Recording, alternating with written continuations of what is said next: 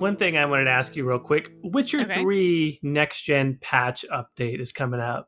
Yes. You like The Witcher 3? Another playthrough or just not in the cards right now for Actually, you? no, yeah. Michael and I are kind of in between games. We just finished Control. That's a story. And we actually I have the date written down on our calendar, and Michael really wanted to do a Gwent run. Um, Ooh, what did he fun. call it? No bitches Gwent run or something like that, where we're not gonna romance What is a anybody. no bitches Gwent run? Yeah, we don't sleep with anybody, but what did Michael describe it? He wants to play a Magic the Gathering guy where he's like he can't get women, but he's really good at Gwent. Oh, okay. So no, for some reason I interpreted no bitches Gwent as like you can't say no. Every Gwent challenger has to be, which it sounds like it's that, but Well, also yeah. no, no ho Geralt, which I can't get behind at all. I don't support this at all. I I'm think it playing. just makes Michael laugh, so it is what it is. Yeah, I'm playing The Witcher 2, which I have not replayed in a long time, in Mm. anticipation of The Witcher 3, because I'm very excited for the next gen update. I want to do another playthrough of The Witcher 3. And the one thing I've realized is that while I have sort of developed this sort of anti-ho mentality on Bioware games, like I just don't like I kind of wrinkle my nose now at the idea of like romances. I'm like, I don't feel like doing it anymore. Hmm. Not that way at all with Geralt. Geralt's got to get laid as much as humanly possible. He's got to fuck everything that moves. If she's a sorceress and she says yes, he's putting it in. He's just like, it's he has a type. He likes like sorceresses that betray him. Like that's just to me, that's part of the Geralt lore. He's fantasy monster slaying James Bond. Like to me, that's part of the Yeah, Geralt okay. mythos. All right. And so that's where I've put all of it. Where the stuff that before I could get behind the romances and Bioware games, I'm like, no, I'm not so much into that. But for some reason, Geralt's always got to be role played as a hoe. There's no two ways about it. What I'm hearing is you're tired of relationships, but sex is great. I think Geralt just doesn't have to like the idea of Geralt settling down. Even though I like it kind of with him and Yennefer, it's like let's be honest, those two people are not the settling down types. Either one of them. Like they're Hmm. both all about their careers. Yeah. So it's yeah. But yes, Geralt will be betting many a sorceress and whoever else he can find in glorious ray traced HD. Yeah, I can't wait for us to like get this next gen update patch and we spend a majority of time in like the Gwent UI. I wonder if that mod is still going to work that makes every fight into a Gwent match. Oh my god, is that a thing? Yeah, there's a mod for that, and I know the new one. They said they're going to try and maintain as many original mod functionality as possible. Oh my gosh, to tell Michael about that. That's hilarious. Yeah, you know what? They haven't said anything, but I'm on the fence of like, do I want original OG Gwent or do I want them to work in some of the like Thronebreaker Hmm. or Gwent official game Gwent features and stuff like that and rules. I don't know, but I'm excited for The Witcher. That's all I'm going to say. All right. Well, I hope you're excited about Dragon Age because we're about to talk that for a long time. Fuck yeah! It is. Now is the time to be excited for Dragon Age. Maybe as much as in years. I think it's big time Yeah. Dragon Age stuff. Yeah, so weirdly enough, I feel like the reception towards everything is extremely lukewarm. Like, to be fair, I think Bioware dug them into a little bit of a hole because in like I think it was like June, they were like, "Hey, hey, guess what? More Dragon Age this year." Wink, wink, wink, wink, wink, wink, wink. And they kept saying that in like every blog post leading up to what is now the cinematic that is somewhere in the game, which is cool, and I like it, and a lot of people like it. But like, I feel like that's a lot of hype for 6 months, and a lot of people felt that. Like, everyone was really hoping that something would be at the Game Awards until BioWare basically said, "Hey, we're going to close out the year with this cinematic," meaning fuck off. This is what you get. Yeah, So I think the cinematic is cool. It's great. I have a lot of fun with it. I have a video I'm currently working on that's already 45 minutes, so that's a lot. Yeah, I guess I kind of see where people wanted more with this, and I think because we now know the game is an alpha. Somewhere out there is a playable Dragon Age Dreadwolf. I think people are getting a little bit impatient with the breadcrumbs we've been having for the past 10 years. So, like, I don't think the cinematic deserves hate, but, like, I get why people are disappointed. Does that make sense? It does make sense, I guess, from a community standpoint, but I'm so not plugged in at this point that it's. How do you mean lukewarm? Like people aren't happy with what we got? Like, Oh yeah, I actually pulled some comments to like show in a video. Let me really? yeah, let me pull them up here. Read some of the Because ones I I pulled gotta off say, of the like, YouTube, I should say. I wouldn't go so far as to call it hype for myself personally, but there was something. I don't know if it's just Brian Bloom's voice or the style of that cinematic, which has been now used since Origin, since 2, since whatever, like that mural style of thing with that Mhm. voiceover. It felt very Dragon Age to me. And obviously this is supposed to be, I believe, from like something we'll see in the game, and it felt that Mhm. way to me. It felt like the opening of a game, of a Dragon Age game to me. And so I really quite liked it. Like it felt like just Dragon Age and something that felt familiar to me. So I really liked it. Yeah, that's how I felt too. But here's some comments from YouTube. Now I will say that the one I'm about to read is like not the highest comment, but it has have 122 like upvotes or whatever. It's nice to see that Bioware finally making some concept art. I'm pretty sure the development of the game is going to begin at any moment. You made a new trailer with concept art with ideas you've known about for years? Boring. We'll only see the companions. The Wow. marketing for this game is so shit. More concept art, more proof of Bioware has lost all touch with its audience, which, like, what? That's wild. Wow. Honestly, this isn't enough. 3 years ago, we got a better teaser. We need a real trailer ASAP. Does Dragon Age game actually exist, or is Bioware just like making cartoons? Holy shit. These people are just bringing fire, man. Yeah, that's only half of the ones I pulled, but it's you know, people are getting nasty, and not just on YouTube comments. I've seen it on Twitter and whatever, and like people are kind of just fucking tired of waiting. I think we finally hit the boiling point. It's been 8 years. 8 years is too long. That is the official time frame of Dragon Age fans willing to put up with shit. 8 years. I agree. I mean, first of all, yeah, 8 years is too long, but I know. I can't, I guess, stress this enough, or maybe there's some part of me that is failing to articulate it clearly enough. But if you look at the beginning of Dragon Age Origins, if you look at the beginning and like the act breaks of Dragon Age 2, it's this sort of cinematic. And even Mhm. that teaser trailer from the Game Awards a couple years ago, was it really that? And so to me, even though this is not gameplay, it's like, oh, this is the game. Like I'm going to see this in the game. And so for Mhm. that reason, I loved it. I don't know. Mhm. That's just me, maybe. Yeah, no. Yeah, let's just like go jump into the cinematic. So like in not to spoil the video I'm going to come out with, and God knows fucking when. Hopefully it's out before this video's out. But so yeah, it's Doge Solus, and then it's Fenharel, and then it goes into like this Golden City thing, and I think that's where a lot of people that are like way too much into lore are excited about, because when you look at like the main, just the structure of it, it is this exact same, like we've been calling it the tambourine in some circles, like tambourine shape from the very first trailer we actually got of the Dragon Age Dreadwolf, Mm-hmm. where it has like those little bells, little baubles coming off of it. And on this one, it has very specific little symbols in it, which have been kind of just in like not in assets all the way back from Origins, just kind of chilling out, not doing much, not ever really brought attention to, and which I have just kind of had this obsession with for the past couple of years after a friend of mine, Cal, found some unused game assets with those head shapes from Trespasser. And I've made a lot of content over it. So the fact that this trailer now has all of those lined up, and then also has more of them, I just like, it blew my mind. Like the first time I saw those, I was like, what the fuck? It's them. They're real. Because like for the longest time we didn't know what they meant. And now that they show these and the voiceover says, so it's locked away the elven gods or whatever it is.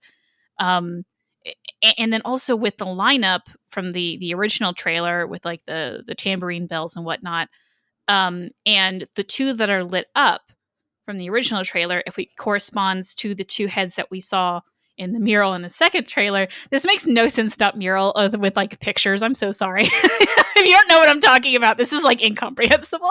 we may have to like put it up on when we do the video of this for YouTube, but like, so imagine a person who basically doesn't know anything. His name is Jordan, let's just say hypothetically. Hypothetically. Explain, I guess, from the core level. It's been going on for 2 years. You and a lot of people who are listening to this perhaps have been breaking it down, but like, what is the basic significance of these little tambourine bells? So, okay. The symbols are the bells, because those are two different things. Well, both, I guess. Yeah, because we only have the symbols recently now, right? Yes, for the most part. At least attached to this context. Yes. So we believe when that like image pops up and it's like it's the golden city and like a circle and there's like semicircles around it, we believe that is the structure of the veil. The dotted line we think is supposed to represent the veil itself. Everything inside is the fade. And it looks like from this diagram now is that the Evanuris are trapped in, or the elven gods are trapped in like these little bubbles attached to the fade, little pockets of reality, all trapped on their lonesome. And that is somehow also connected to the old gods in the Blight. We're not quite sure how. But like there is some sort of connection now between an old god and an Evanuris. However, there is also some evidence to say like maybe they are connected, but they are not necessarily the same thing. So we don't know how that works out. And then the head shapes in between, you can actually draw, I think, there's a lot of people saying a whole bunch of shit, but I'm pretty confident in my bingo card of who's who. So I don't know if you want to hear that. Oh yeah, for sure. But let me pull up. Surprisingly, my phone locked. So like this is, I want to say, on my phone's app that's now labeled December 4th midnight. I had taken a screenshot of that image and like made a whole bunch of notes. So going from left to right, I believe it's Andrul, Juné, Dirthaman, Elgernon is the middle, Falandin, Siles, whatever the fuck her name is, and Gillenon, which makes the two that appear in Dragon Age Dreadwolf is going to be Elgernon and Gillenon. Why I think that is, first, Gillenon is obvious because of the two, it's the more feminine figure. And then Gillenon is just so brought up in like Tevinter Nights and all these other things. Like she has to be somewhere in here. And then Elgernon, he's in the middle, he's centered. His is the only head shape that's right side up. Everyone else is orientated to like the fade. He's the only one that's facing you. So he has to be the leader. And then Falandin is the free space because we actually had his head shape all the way back in Origins identified as Falandin. So that has to be him. And so everyone else is kind of a bit of a mystery. In Dragon Age Origins, there was also these like masks you could find in the Dalish camps, and only two were ever associated with like anything. One of Elgernon and one of Juné. Both of them kind of have like a horn shape to it, so I put Juné in the one that looks like these two like outward pointing horns. And so then I was like, okay, who the fuck are these other people? And then I was thinking, I was like looking through data or whatever, data images. This is a lot to say. I'm so excited I'm forgetting to breathe. Breathe, Caitie, breathe. Okay. But in the, I didn't know who anyone else was. And then I saw that in Sileza's mosaic that was all around Inquisition, she has a 7-pointed crown on her head, which matches with the number of points in like the one that looks like a sun. I'm like, okay. So then we put her there. And now her Siles and Juné, which are supposed to be married, are now mirrored from one another. And in the lineup I then put Andrul and Dirthaman mirroring their partners in their respective pantheon. And like going this way, there's a couple other things. Like in the Trespasser DLC, there is the Virdr Thara. You know, it does all these things. It's like this weird library, whatever. And in one of the codex entries you can find there is like, I forget what the specifics are, but it's talking about how there is a building that is, gifted from Siles to Juné. And it's kind of near this area where the ones that I have now labeled Janae and Soleil's have their heads on an alluvion. So I'm like, oh my gosh, it makes sense now. This stupid fucking codex is right next to the two heads. They were trying to tell us who these people were the entire time. I feel like I'm going nuts. But then also, like, I'm like looking at the lineups, like Saria, Jackdaw, and Ash, Lady Insanity. They all have their own lineups, and none of them match mine. Everyone is saying Elgernon is Falandin. I'm sorry, I just don't agree. Why would Falandin be in the middle? We had Falandin all the way back in Origins. What? I don't get it. I'm very passionate about this. I can tell. And I was also talking with Andy Anderatea on Twitter, and she thinks the middle one is Falandin too, because the Falandin Valisan kind of looks like the one that I've been calling Elgernon. But it just, why would Elgernon be in the middle, or why would Falandin be in the middle? It doesn't make sense. This is probably what it feels like for my girlfriend when I'm trying to explain like basketball or like a sport to her. Where I'll just be like, yeah, the zone defense, and they got to hit the pockets near the baseline. And she's like, yay, 3-pointer. Like, as you break all this down, I'm just like, I sure like Varric. Well, no, it is just so baffling that, like, I feel so confident in this. And I feel like I can point to a thing like, this is why I did this. Doesn't this make sense? And everyone's like, but what if it's Falandin? I'm like, no! No! I don't know. So what do you think is, like, why are they showing us this? Do you think it has any real significance, or is it just meant to be something vague that they can show that's not really a spoiler? I think there is significance because there is another mural we got, not this trailer, or it's not even a trailer, not this cinematic, but the last trailer we got. Elgernon and Gillenon, who I believe they are now, are shown on there. And they almost look like they're villains. And we know that Solus is trying to tear down the veil. That is even in the stupid cinematic. Yeah. Him trying to tear it down. If he tears it down, they're freed. So if he succeeds in any way, shape, or form, we're going to have to fight them in some way. So I think that what this is trying to set up is that, like, okay, here's who these villains are. Here's how they kind of got there. And then I guess at some point the veil goes down, or at least it gets cracked as per the video, because it looks like it's cracked, and they're freed and we have to fight them. So as per usual in every single Dragon Age game, we think we're going to fight the main villain. So like in Origins, we think, okay, this is a game series about the Blight. And then we go into Dragon Age 2. We don't fucking fight the Blight. In Dragon Age 2, it sets up, oh, it's the Mage Templar War. That's going to be the final bot. No, it's not even close. It's Corypheus and this other bullshit. And then we're going to go into Dragon Age 4. We're like, oh, we're fighting Solus. Nah, it's some Elven bullshit, man. We think it's one thing, but it's a different thing. And it's going to be like that every time, I feel like. So that answered the question I was going to ask, which is basically Solus is a fake out antagonist, but is he a hero? Do you think that's what they're setting up? Is that Solus was right all along? I don't know, because it kind of makes it seem like, so there's a line in the trailer of like Solus is the god of lies, or he's the elven god of rebellion, and I think that it might set up that he's kind of both. That, like, maybe the Forgotten Ones, which are the other elven gods, we have no fucking idea what's going on with them. Like, maybe to them, he's a liar and did all these terrible things. Like, maybe we find out that the Forgotten Ones are the good guys all along. I don't know. And then, compared to the Evanuris, he was a good guy into the rebellion. So I think they're still going to paint him a little more gray, or maybe even we find stuff out or whatever. I don't know. I feel like in going with the series, what's more likely going to happen is that we're going to find out that he's a much more gray character than a lot of people probably give him credit for. I know a lot of people do give him credit for. I'm talking to you, Sovellans. He murdered people, guys. But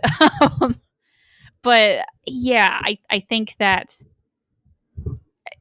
I don't know. Like, I don't think they're going to make him a hero completely. I think there's still going to be some bad stuff there, and maybe like we have to figure out what to do with him afterwards. Like, right. You're a very powerful mage in a different time, and you kind of don't want to be here. You're kind of a little too dangerous to keep alive. I'm sorry, dude. We're killing you, locking you away, whatever.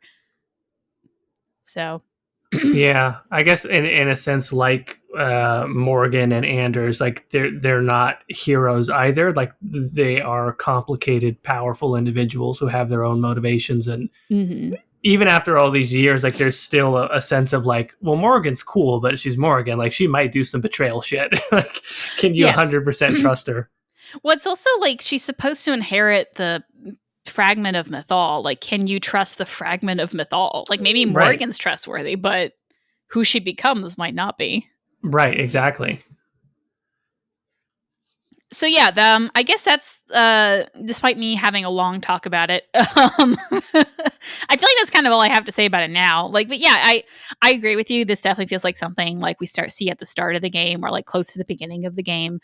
It also, I think, just makes sense from a meta perspective that like BioWare would, one, have finished, and then two, also like be more willing to show you something at the, like closer to the beginning of the player experience rather than like a spoiler like 100 hours into it, you know? Sure. Yeah. Do you think when it's all said and done, we will go back to see this and with the context go like, oh, okay, thematically or from a plot standpoint, that's why they led with this from a marketing standpoint? I don't know. Having gone back and looked at like marketing things from other Dragon Age games, they are just as confusing as probably when they came out. So I'm going to say no. I'm going to say no mostly because like I feel like the marketing department and the writing department are two different people. Maybe they have gotten more along as we go on, but like think of like the marketing for Dragon Age Origins. What were those trailers? Who are those people? I mean, that was a confusing time though for Origins because the EA acquisition is so new. I suppose, but even like Dragon Age 2, like Isabella was just straight up white in one trailer. Like I was just another different person. Like yeah. The Dragon Age 2 marketing was really something. Yeah, and then Inquisition, like it was a little bit more focused, I think, but like also showed things that were kind of confusing. So it's I imagine we see our own fair share of confusing marketing, and when the game's all said and done, we're like, why did they do that? Probably because there's some weird business reason, you know? I don't know. Also, 2014 was a long time ago.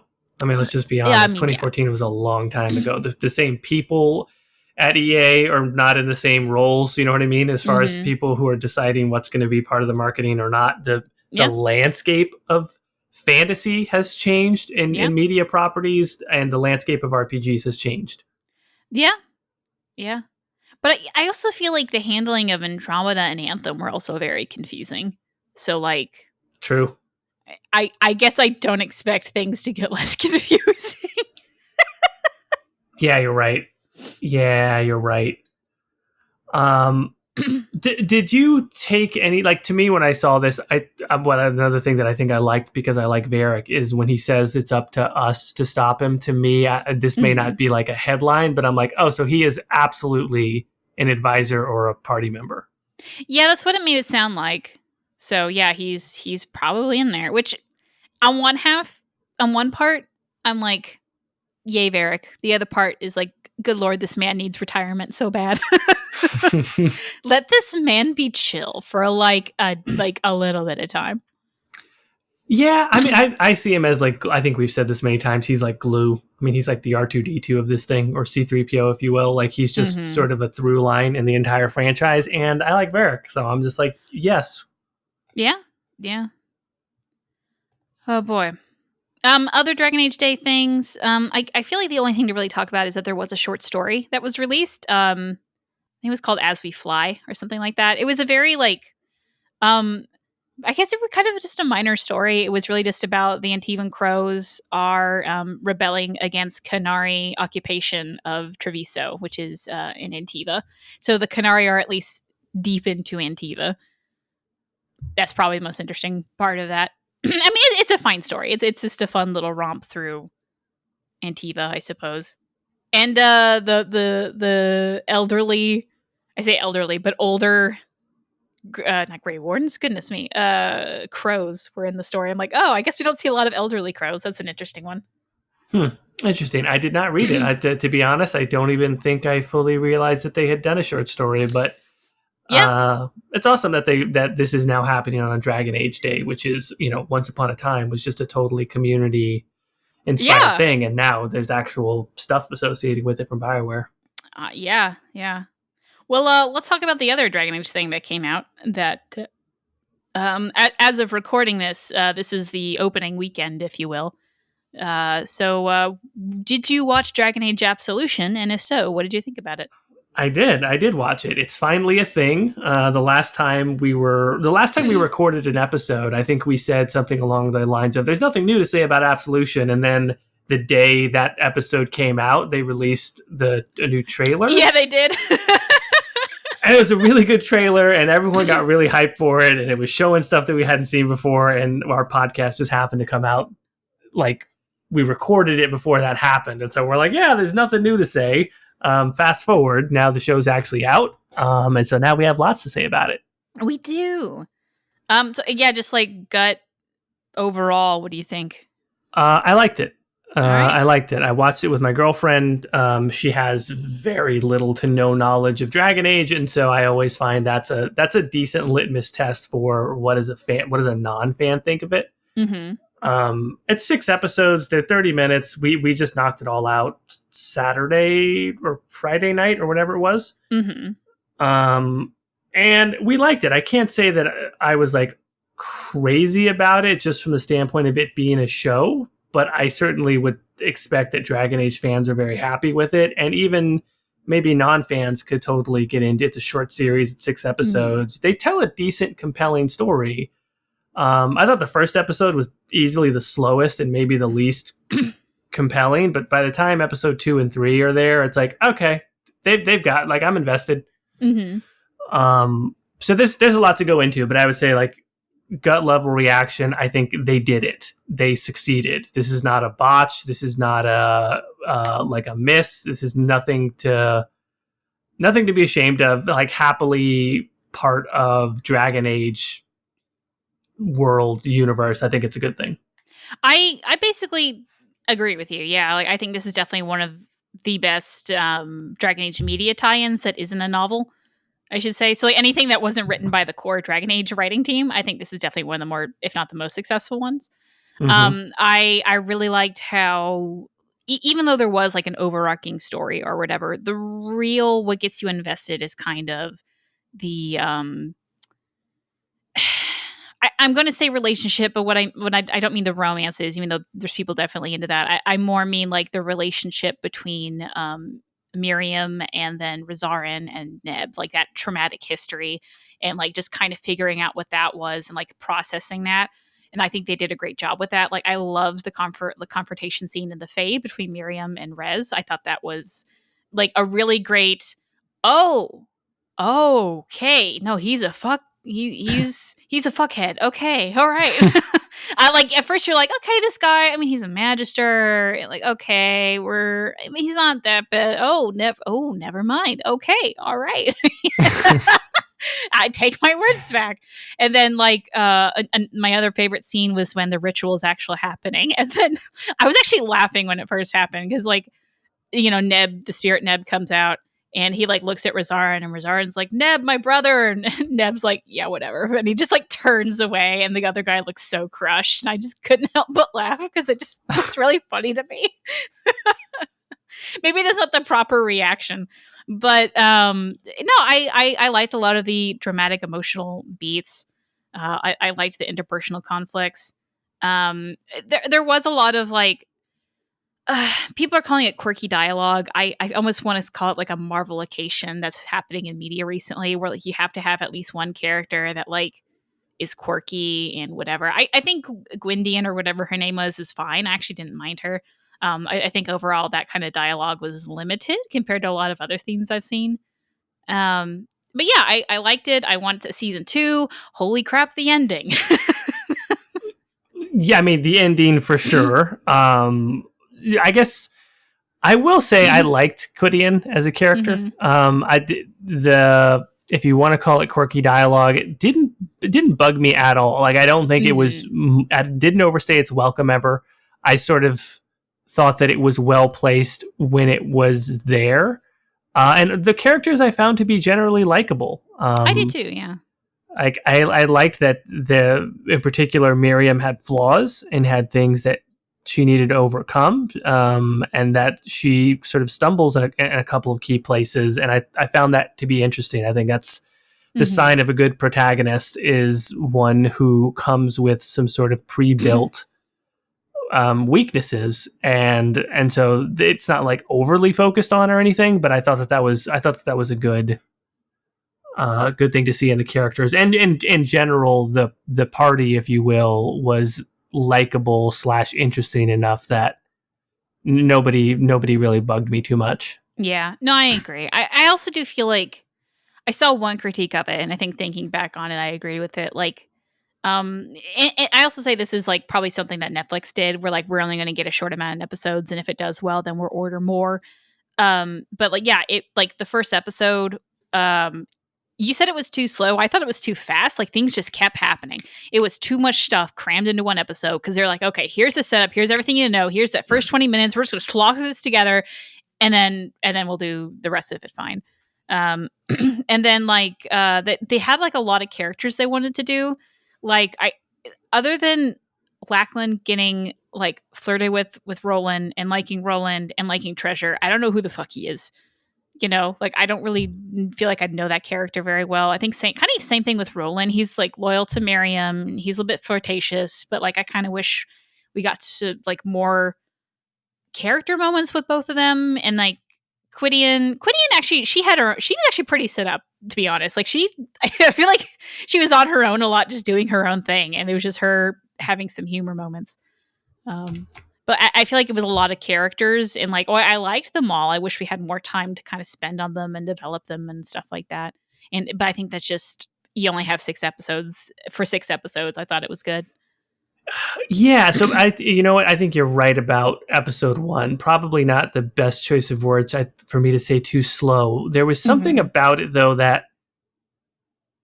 Here's what I would say. The opening few minutes of episode 2, I understand why that's not how the show started, but in a lot of ways, that's what I felt was most necessary to make the Circulum Infinitum not just a stupid MacGuffin. Yeah. Like the first few minutes of episode 2, I go, oh, okay, now I know what that thing is. Now I know what now I know what the point of this whole thing is. I can understand why that's not the start of episode 1. They wanted to get straight to the characters. They wanted to get to the party. And to your point, they're actually going through stuff kind of fast to be like, here's this character, here's some bullet points about them. Here's the setup for what the mission is. But the mission is literally big fat MacGuffin until the opening of episode 2. And you're like, okay, I can see why that's powerful. I can see why the people who have it. I can see it's like where they're keeping it, the implications of going in there. All of it sort of clicks into place at the start of episode 2, which is where I feel like kind of the show starts in a way. But overall, I mean, I think they had some twists, some surprises with Fairbanks and stuff like that. And I was just like, oh, okay, that's some cool moments. Fairbanks, yeah. Never in my life have I screamed Fairbanks twice in like completely opposite meanings. Yes. Because like when you first you think he betrays Hera, I'm like, Fairbanks would never. Fairbanks, how dare you? And then like a couple episodes later, I'm like, Fairbanks, no. You left a wife behind, and it was probably that girl that had a crush on you in Inquisition. Oh, my heart hurts. Look, kids, let this be a lesson to you. If you're gonna stab more than once. Like if you're gonna stab somebody in the back, like just stab them repeatedly. Don't just do this one stab and walk away. Well, yeah, I feel like that's just the go-to. If you're trying to kill someone, make sure they're dead. Make sure they're dead. 100%. But in typical sort of movie TV fashion, it's always like they're crawling around, and I'm like, as soon as that happened, I'm like, you should have stabbed her more than one. And at that point, I'm still thinking Fairbanks is an asshole.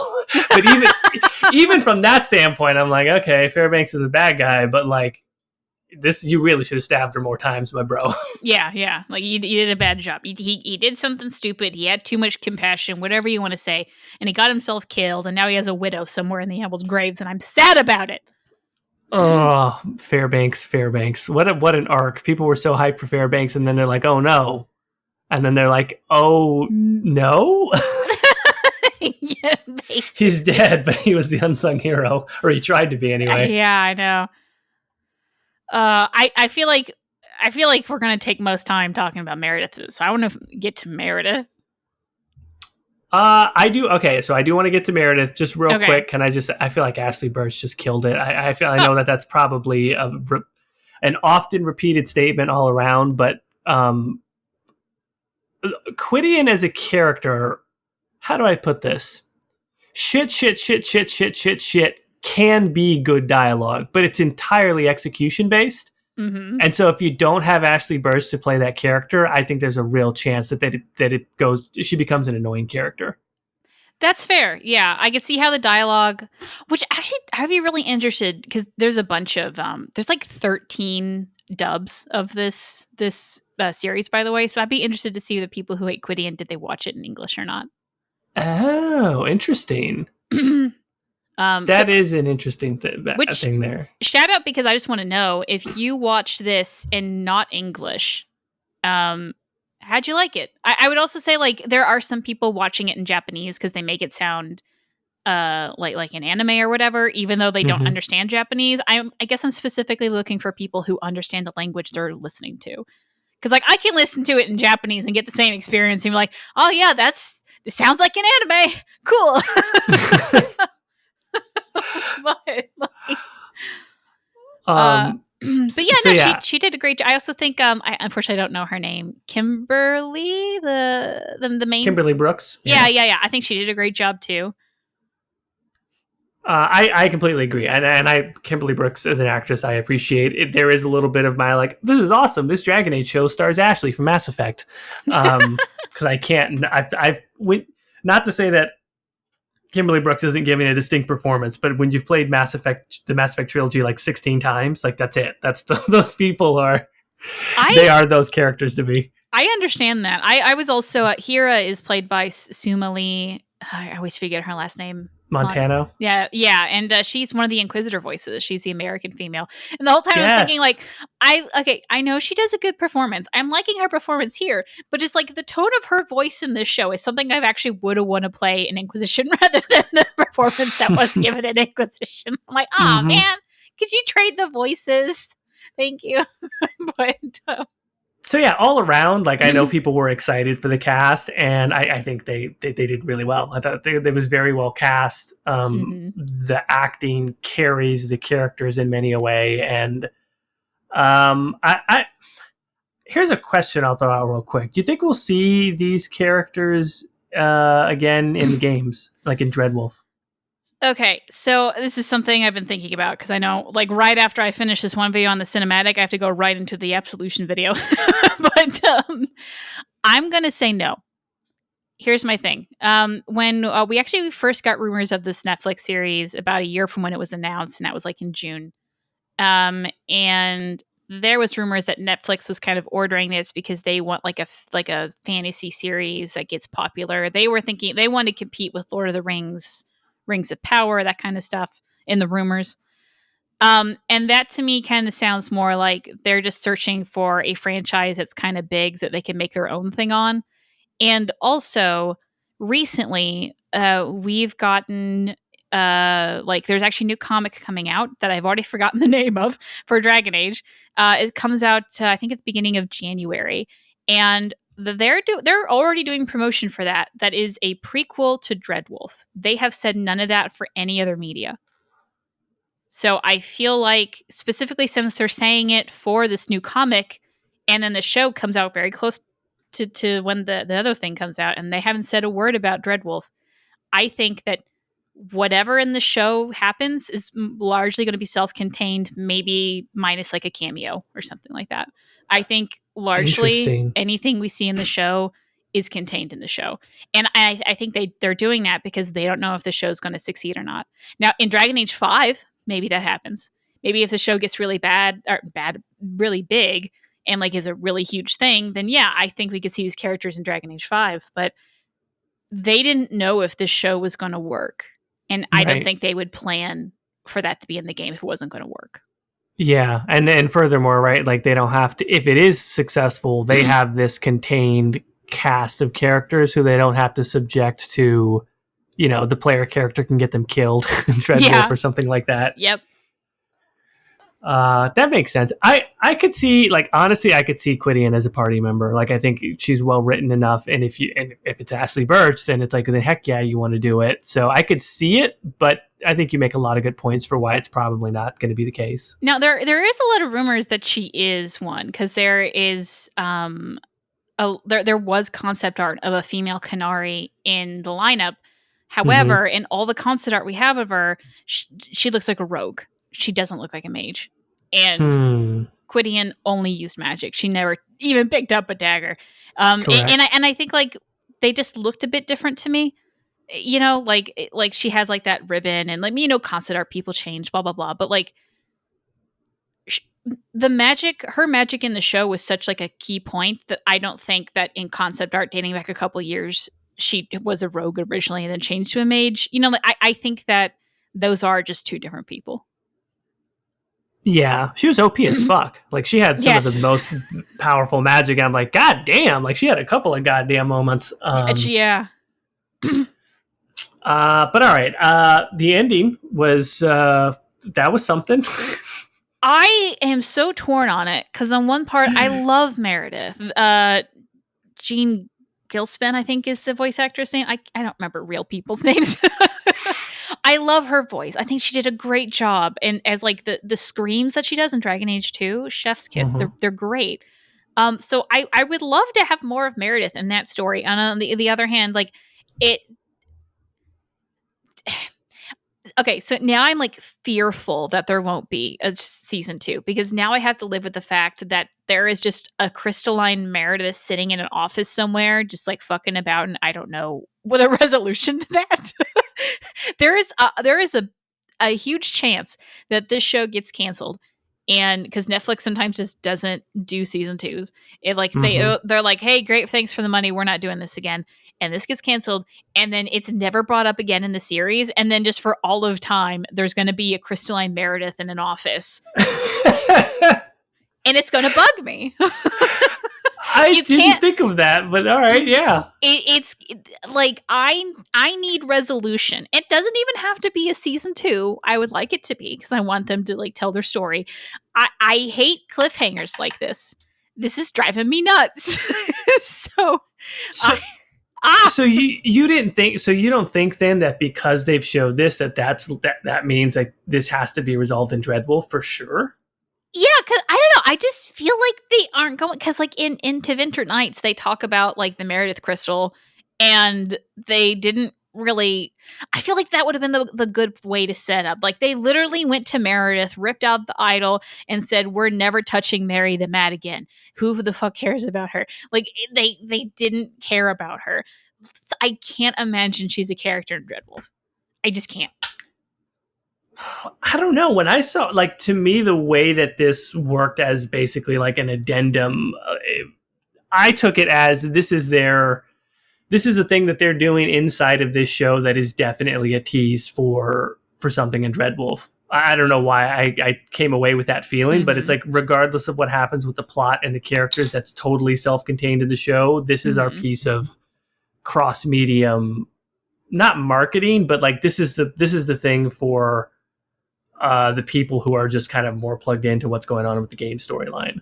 Yeah, I mean, like, if it gets resolved in game, maybe that would feel a lot better to me. Because, like, I just don't want this to not go anywhere, you know? Like, right. You can't just resurrect. There's a thing that everyone's saying, like, if I had a nickel for every time a boss that Hawk killed came back to life, I'd have 2 nickels, which isn't a lot, but it is weird that it happened twice. Yeah, it is actually. Yeah, you can't just keep resurrecting people that Hawk killed. Right. You just can't. Who's next? Orsino? Zombie Arishok? Mother Patrice? Oh, come on, Zombie Arishok. I'll take that in a heartbeat. I just wish it would actually, it would be really funny if, like, 10 years down the road they have resurrected every major boss from Dragon Age 2 and Hawk just has to sit there and go, can I kill anybody? What's wrong with me? But yeah, I've seen people kind of divided, where I think more people are going, literally, what the fuck? But I guess I'm torn because like I just like Meredith. It's a fun little story beat. On the other side, like it is a little cheap, but I think it's fun enough for me to give it a pass. So I get if people don't like it. I get that. But I feel like if the show continues on and it talks about that, like I'm going to have a fun time, and I think that's just kind of what matters most, you know? Right. Yeah, no, for sure. Mm-hmm. From the moment they said Kirkwall, I was like, Kirkwall? I mean, it just like, it was so unneeded for what they were doing in the show that it immediately stood out by a lot, where I'm just like, they don't need to reference these places or things from the games, even though I know it's part of the overall world lore. I go, they don't need to go there at all. So I was like, it grabbed my attention from that standpoint of like, what are they doing here? Like, why are they going out of their way to reference something like Meredith and Kirkwall? Which I thought they were. I think everyone thought that originally, like, oh, her thing is Varric. We're going to see Varric in the show, and that was complete opposite. But I think it's a success overall. I almost, I don't want to say I breathed a sigh of relief, but I kind of breathed a sigh of relief of like, oh, okay, it's good. Like, oh, thank God it's good. Yeah, I think Bioware has had some troubles with Anthem and Andromeda, and while a lot of the other tie-in media has been fine, I really liked Winter Nights. I liked the comics. I like those are kind of only hardcore fans read the comics and the novels. Like if you get one of those, you're probably going to end up liking it, just because you like Dragon Age. But the show is definitely more widespread, and you're starting to see people who know nothing about the show just watching it and giving it a try. Which is very interesting to see that. I've actually gotten some comments on YouTube video like, just finished the show, wondering what the fuck this is about. I'm like, okay, hey, welcome. I don't know how you're going to get through my videos without playing the games, but here we are. But yeah, I'm really curious to see like if by chance somehow we do get a surge of fans that only watch the show. That's going to be an interesting little pocket of fandom. You know, like they never played the games. And I guess like that kind of happened with Arcane, but LoL's a different beast. Apparently it happened with Cyberpunk as well, with Edgerunners, which is a really cool. Yeah, like Edgerunners was a big success. Like apparently a bunch of people watched it and a lot of people have liked it. And I'm so glad because I really liked it. I thought Edgerunners was phenomenal.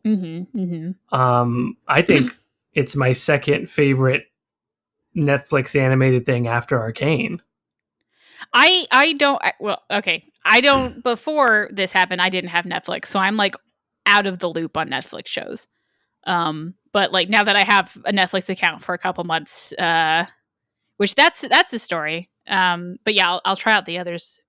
Okay, so the story I'm about to leave. I actually got a press box for Absolution. Look at me. Oh, fun. Yeah, it just kind of showed. I did not know this was coming, so I just have a little black box and it says Absolution on it.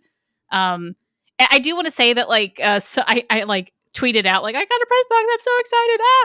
And someone to me, like, BioWare's trying to buy you. Don't let them do it. And I'm like, well, hold on. Caitie's just like, good. Tell them to send more stuff. Yeah, I'm worth more than, about $50 in gift cards and a scarf, guys. Well, I think life-size soulless doll. No! Do you remember the life-size soulless doll?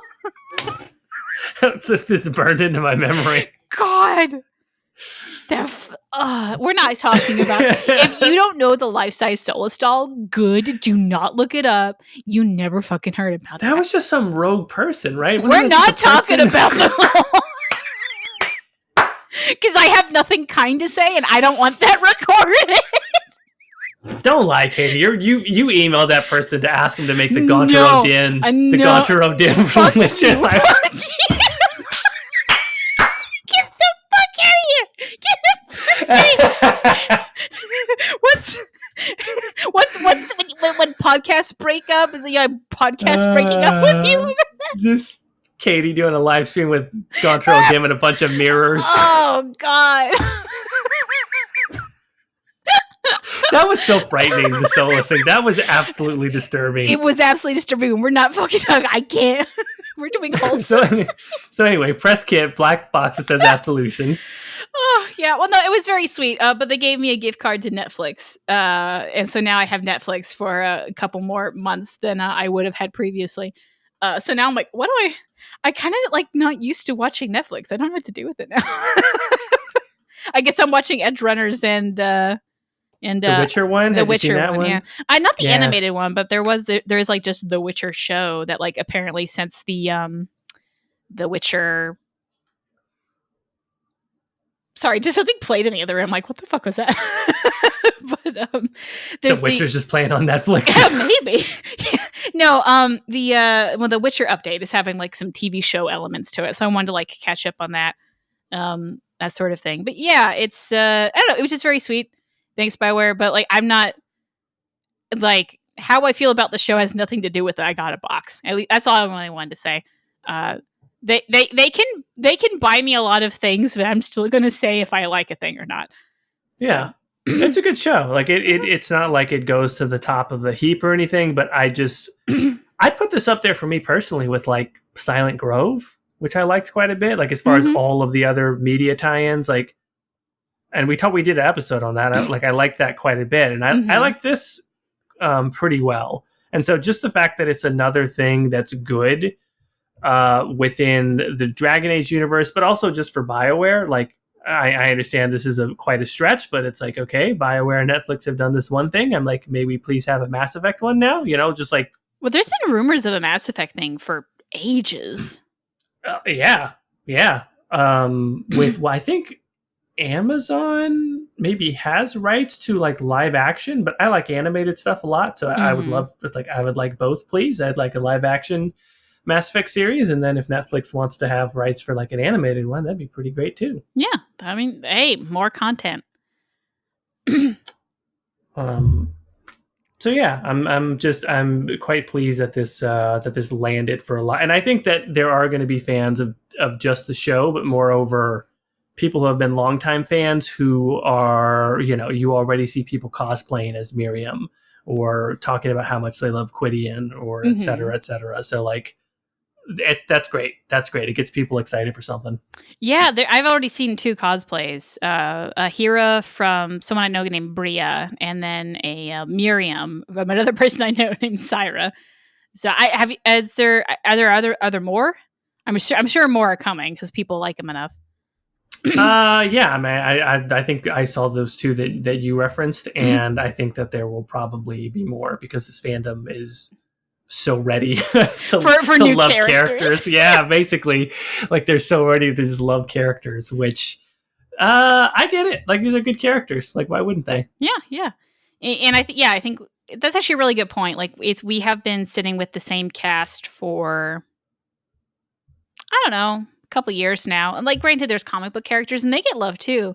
But like something, I feel like when you get TV shows and something animated, like that just gets much more widespread love. And so, I feel like we're going to be seeing a lot of these characters in at least the fandom spaces for a while because people are just ready to love something new again.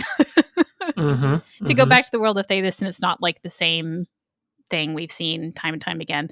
Unless you're one of the people like me and you're reading the comics and the books and whatnot. But I understand that we're in the minority because people don't like reading. It's nice to have Dragon Age stuff again, folks. I'm happy for that. So let's close out on this conversation. There was a couple of rumors on Twitter from, I think one was from Jeff Grubb, where he was looking at a late 2023 release of Dragon Age 4. And then there was another person who I don't know who they were. Maybe you would know the name. I don't remember who it was though. Where they said that Jeff Grubb was wrong and it might be later. I don't know. So what's... I was going to ask you about the same thing. I go, do you want to talk about the 2024 tweets? There it is. Yeah. So what's... how are we feeling on possible Dragon Age 2030 or whatever it even is now?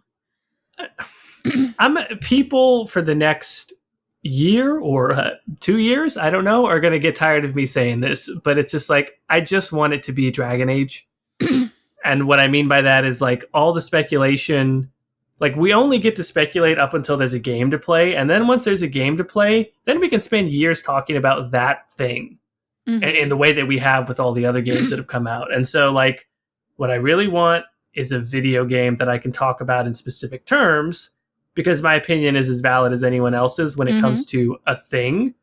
But if we're all speculating about who has the best sources and who's got this and who's got that, it's like, it's all bullshit. Like, I have no idea who's right, if it's going to be 2023 or 2024. At this point, not to sound like cynical or jaded about it, but like, I don't fucking care at this point. Like, it's going to come out eventually. I still haven't, I never beat Divinity Original Sin 2. I don't think you did either. So it's like, there's so many games that I still have to play. I work a lot. And so it's like, my backlog is just going to get bigger until I die. Like, I'm never going to beat that backlog. It's just going to grow and grow and grow. So I got plenty of time to play other stuff, and I'll play Dragon Age when I play it. But like, some people got really salty of like, it is going to be 23. And it's like, no, you're dumb. It's going to be 24. And it's like, it's going to be one of them. It's probably not 25, and it's not the next 30 days. So it's going to be 23 or 24, and we'll know when we know. Watch like we're doing a podcast in 2026. Like, maybe I'll come out this year. Yeah, maybe. Yeah, I mean, we have been. I mean, look, people have given us a hard time, as well they should, for the episodes where we're like, "There's no way it could be later than 21, right?" In our defense, I stand by that when we said it at the time. Yeah, there's never been this big of a gap, you know, for a BioWare series franchise. And then, frankly, World Events just went nuts, and that probably slowed down at least a year in production. Yeah. So, like, for all we know, it is 100% planned to be 23, and something crazy is going to happen, and then it'll be 24. Or later. Or later, yeah. Or it's going to be 24 and something crazy happens then. Like, we just don't know, which is why when it's Dragon Age again and it's a thing and my hands are on it, then it'll be so much better. But until then, it's like, we just don't know. Do you think it's weird that, like, this is like slightly related to a podcast, but do you think it's weird how, like, we've been recording ourselves talking about like Dragon Age and Mass Effect and all that for it's close to 5, if not over 5 years at this point. And we've both really changed as people since then, in just life events and all that, like, I feel like the energy we bring to these podcasts now versus when we started is very different. So, like, yeah, if you've binged us, if you binged this podcast from like the beginning to now, is it personal growth that now we're like, I don't fucking know when it comes out. I'm just going to come out when it comes out, rather than like we have a whole episode on a rumor? Like, is that a thing? It is weird, right? Like, I would say, yes, it's super weird that we've been doing this so long. Thankfully, I still enjoy this part of it quite. Like, I enjoy chatting, the two of us, about whatever's going on, and I enjoy reading the comments and the people who interact with us directly on Twitter. So if I continue to enjoy it, it's like, well, why wouldn't we keep doing it? But at the same time, like, I've stopped doing content creation across various different like industries like a couple of times now. Yeah. I think I talked about it a long time ago where like I wrote about sports quite a bit, like I guess you could say on a semi-professional level. And I was like, all right, I'm kind of done doing that. And then before I ever had a YouTube channel, I wrote, and a couple of times, wrote for Kotaku and other big sites, very briefly, a couple times. And then it's like, okay, I'm kind of done with that. I was kind of done with that in like 2012. And then, so it's like, I fucking retired from being some asshole who gives his opinion on the internet. It's like a couple of times. So this is supposed to be my, content creation retirement. And I'm just like, God damn, who knew it was going to be so many ups and downs? I just wanted to make a couple videos about Mass Effect Andromeda not being that bad. And then here we are a few years later. Yeah, doing this. Yeah. God, now we're just going to reminisce. Oh, yeah, happy, but it's almost the end of the year, by the way. Are we going to have another episode before the end of the year? We might not, because of holidays and stuff. I don't know. Oh, yeah. Merry Christmas, everyone. Happy New Year's. Happy other holidays, that sort of deal. That have already passed. Hanukkah, Thanksgiving for people. Has Hanukkah passed? What? Well, no, I guess I smashed together Thanksgiving. With Hanukkah? I don't know, Caitie. It's confusing. I said Christmas, and then you said other holidays, and I'm like, oh shit, that's right. Don't say Christmas because there's other holidays. And then I got nervous, and so then I was like, talk about Thanksgiving. I'm like, oh fuck, that's only America. Now I'm being a jingoistic Christian asshole.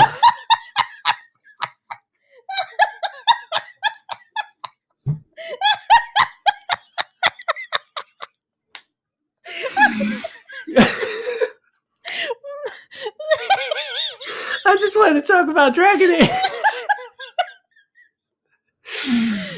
What are the Dragon Age holidays? Don't they have fake ones that we can talk about instead? They do. They're weird though. They're like never mentioned. But oh boy, did it get warm in here, or is it just me? Happy Winter Send. Oh God. Well,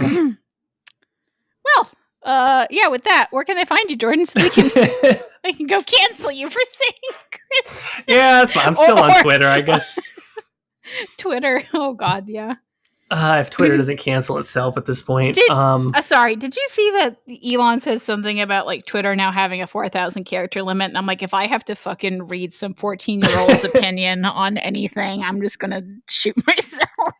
I like the AI. Have you seen this trend of people going like write an essay about why Super Smash Brothers is not really a fighting game or something like that? Oh, to an AI? Yeah, I've seen it. Someone actually generated the plot of Dragon Age 4 that way. Oh, that's great. Those prompts are so good. I think that could, this is a real opportunity for the repetitive content that we can just outsource it all to AI. And then that way I outsource my tweets to AI. I would do it. I'm like, can somebody outsource my tweets to see if they can get I've tried a couple of them and they're not good. The ones that I've tried, like it looks at your Twitter account and then it tries to generate tweets that sound like you. All the ones I tried were shit, but I look forward to the day. I'm convinced that doesn't really look at your Twitter account, because when I did it, like talked about something I've never tweeted about, I'm like, that's bullshit. Yeah. It probably looks at everyone's Twitter, I guess. Maybe. Yeah, I think that's more likely, because I don't think I've ever tweeted about Beyonce. Like, oh boy. Okay. Well, where can they find you? They can still find me on YouTube at The Exalted March and on Twitter at The Exalted March. Caitie, where can folks find you? Yeah, I'm still on Twitter at Ghildirthalen and YouTube at Ghildirthalen. There's other social medias I'm on. Like I've been trying Hive and Mastodon and all that. I'm not that active, so I'm not going to like yell out my handles because nobody cares probably, but you know. So yeah, and with that, everybody, go watch Absolution, give it 2 thumbs up so I can get that season 2, so I can find out what the fuck happens to Meredith. And with that, Dara Shiral.